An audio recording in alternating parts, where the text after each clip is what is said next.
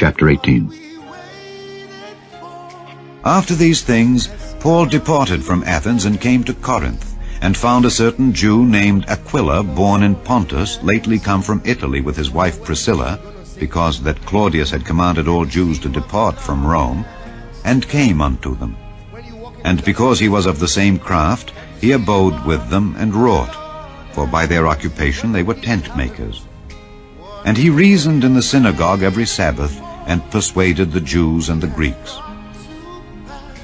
And when Silas and Timotheus were come from Macedonia, Paul was pressed in the Spirit, and testified to the Jews that Jesus was Christ. And when they opposed themselves and blasphemed, he shook his raiment, and said unto them, Your blood be upon your own heads. I am clean. From henceforth I will go unto the Gentiles. And he departed thence, and entered into a certain man's house named Justus, one that worshipped God, whose house joined hard to the synagogue.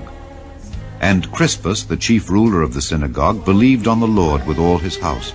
And many of the Corinthians, hearing, believed and were baptized. Then spake the Lord to Paul in the night by a vision, Be not afraid, but speak, and hold not thy peace.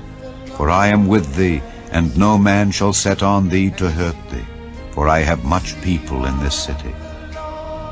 And he continued there 1 year and 6 months, teaching the word of God among them. And when Gallio was the deputy of Achaia, the Jews made insurrection with one accord against Paul, and brought him to the judgment seat, saying, This fellow persuadeth men to worship God contrary to the law. And when Paul was now about to open his mouth, Gallio said unto the Jews, If it were a matter of wrong, or wicked lewdness, O ye Jews, reason would that I should bear with you. But if it be a question of words and names, and of your law, look ye to it, for I will be no judge of such matters. And he drave them from the judgment seat. Then all the Greeks took Sosthenes, the chief ruler of the synagogue, and beat him before the judgment seat. And Gallio cared for none of those things.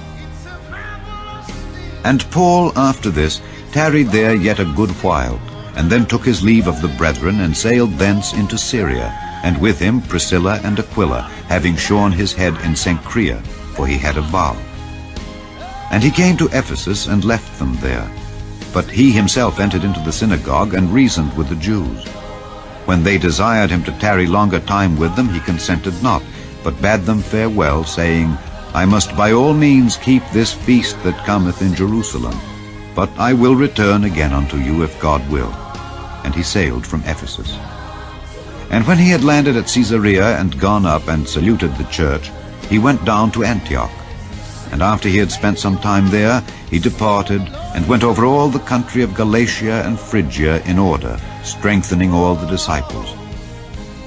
And a certain Jew named Apollos, born at Alexandria, an eloquent man and mighty in the Scriptures, came to Ephesus. This man was instructed in the way of the Lord, and being fervent in the Spirit, he spake and taught diligently the things of the Lord, knowing only the baptism of John. And he began to speak boldly in the synagogue, whom when Aquila and Priscilla had heard, they took him unto them, and expounded unto him the way of God more perfectly. And when he was disposed to pass into Achaia, the brethren wrote, exhorting the disciples to receive him, who, when he was come, helped them much which had believed through grace. For he mightily convinced the Jews, and that publicly, showing by the Scriptures that Jesus was Christ.